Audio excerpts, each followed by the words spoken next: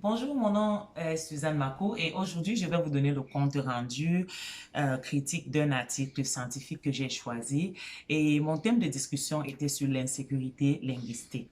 Alors, l'article que j'ai choisi s'appelle Le rêve inachevé d'étudier et de socialiser en français. Et l'auteur est Joanne Jean-Pierre. Cet article a été publié à la Revue canadienne d'enseignement supérieur, la RCES, volume 47, numéro 3, en 2017. Au cas où quelqu'un voudrait lire cet article, que je vous conseille d'ailleurs. Donc, le contexte de la recherche était fondé sur le fait qu'il y a une existence d'articles sur les entraves aux études postsecondaires des immigrants, des autochtones, des personnes handicapées ou parents. Donc, il y a beaucoup d'articles sur ces groupes que je viens de citer, mais il y a une quasi-absence de recherche sur l'insécurité linguistique des Franco-Ontariens au postsecondaire. Ça veut dire quoi? Ça veut dire que l'étude s'est focalisée sur ces personnes-là, mais elle n'est pas beaucoup focalisée sur les Franco-Ontariens au niveau du postsecondaire. Alors, l'objectif de la recherche, il y a beaucoup d'objectifs. Les recherches étaient de ressortir les causes des frustrations des étudiants franco-ontariens. Donc, ces étudiants, qu'est-ce qui cause leur frustration au niveau postsecondaire? Et les quelques points que l'auteur a trouvé, il y avait le faible nombre d'établissements d'accueil après leur parcours au secondaire. Donc, beaucoup d'élèves finissent les études secondaires en langue française, mais ils n'ont pas beaucoup de choix sur le nombre d'établissements postsecondaires. Je prends un exemple ici à Toronto. La majorité, moi je suis dans une communauté franco-ontarienne et la majorité des étudiants, des élèves qui finissent dans le secondaire ici, ils sont obligés d'aller à Sherbrooke ou à Ottawa ou peut-être au Québec. Il n'y a pas beaucoup, ils n'ont pas beaucoup de choix, ils sont obligés de quitter leur famille. Aussi, il y avait la difficulté des établissements bilingues de former authentiquement en français.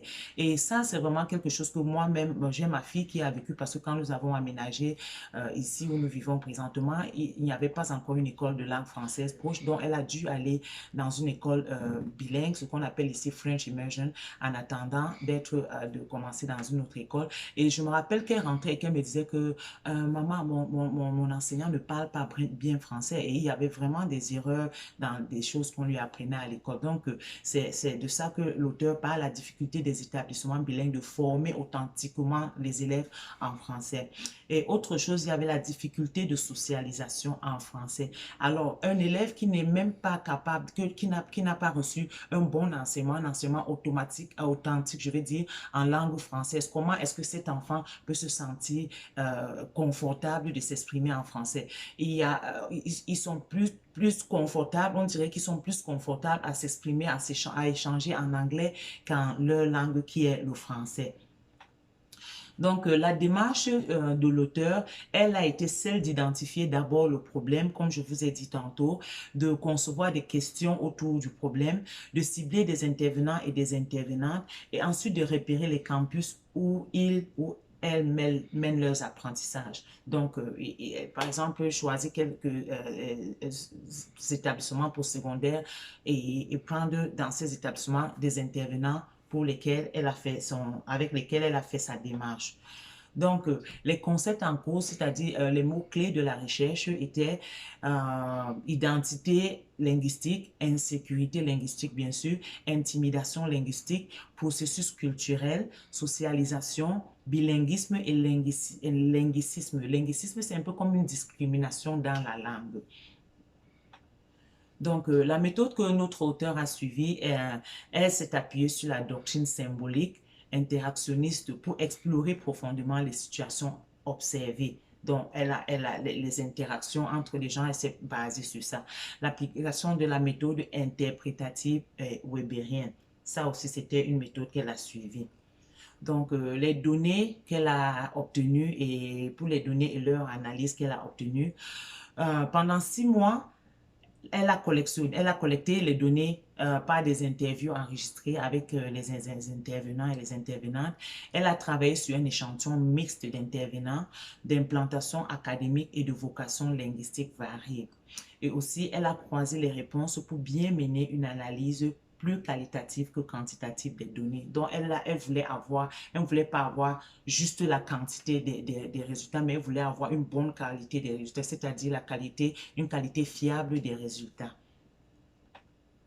Et qu'est-ce qu'elle a eu comme résultat? Les étudiants franco-ontariens, ils peinent à suivre leurs apprentissages en français. Comme j'ai expliqué un peu plus haut, ils ont de la misère à suivre leur éducation postsecondaire en français parce que, le manque d'établissement, comme je l'ai dit plus haut, le disconfort, ils ne sont pas confortables à déjà même s'exprimer dans leur langue. Il y a aussi la qualité du français pendant les enseignements qui est décourageante, je vous ai dit tantôt. Donc, ils étudient le français, c'est comme s'ils étudiaient le français juste pour des besoins académiques. Ils ne comprenaient pas que ça, c'est une identité, c'est quelque chose qu'ils devraient utiliser, et un style de vie pour eux, ça devrait être ce qu'ils sont, leur identité. Donc aussi, les occasions pour socialiser en français sont rares. Il n'y a pas trop, des choses, des événements ne sont pas organisés où on encourage les enfants à parler, les étudiants, je vais dire, à parler en français, à socialiser en français et tout. Nous sommes dans un environnement où tout est en anglais, donc ils sont plus penchés à aller faire des choses en anglais. Donc aussi, l'insécurité linguistique nuit l'identité francophone, comme je viens de le dire. Elle nuit grandement l'identité francophone parce que un enfant francophone, je marche en route avec ma petite fille, par exemple, et qu'elle rencontre une petite fille, la petite fille lui parle automatiquement en anglais et elle se retrouve rapidement en train de répondre. Et quand elle veut parler à quelqu'un qu'elle rencontre en route, elle ne parle pas à la personne en français pour que la personne lui dise que je ne comprends pas le français.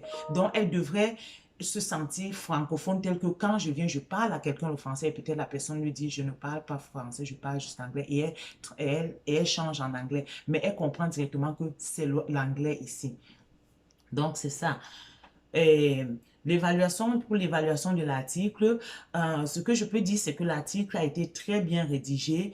Il y a eu un respect des exigences à observer dans les recherches scientifiques de cet auteur. Par exemple, la neutralité, l'anonymat, elle n'a pas vraiment trop pris de position et puis elle a gardé l'anonymat des intervenants et intervenantes.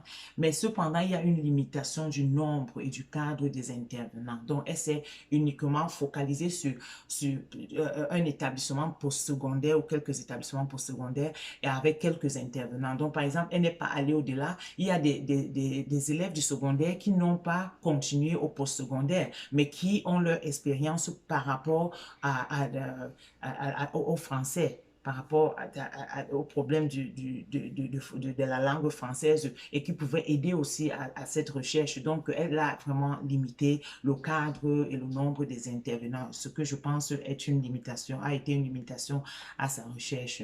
Et aussi, pour ce qui est de la pertinence de cet article, l'article est en ligne droite et offre une parfaite illustration de mon sujet de recherche qu'il n'a pas vraiment épuisé, il n'a pas épuisé. Donc, comme je vous ai dit tantôt, c'était le sujet de mon choix et il m'a ouvert les yeux, il m'a ouvert les autres champs de réflexion utiles à la diversification de mes questions d'enquête. Donc, maintenant, quand je vais faire mes enquêtes sur le sujet, j'aurai encore plus de questions à me poser. Cet article m'a permis d'avoir encore plus de questions sur l'insécurité linguistique. Donc, au lieu de me baser avec des intervenants juste d'une école ou quelques écoles, établissements postsecondaires, je vais élargir mon champ de recherche. Donc, c'est ça, quoi. J'ai vraiment aimé cet article et je vous conseille vivement d'aller le lire. Si vous avez des questions ou des commentaires, n'hésitez pas à me les envoyer. Je vous remercie pour votre temps et excellente journée.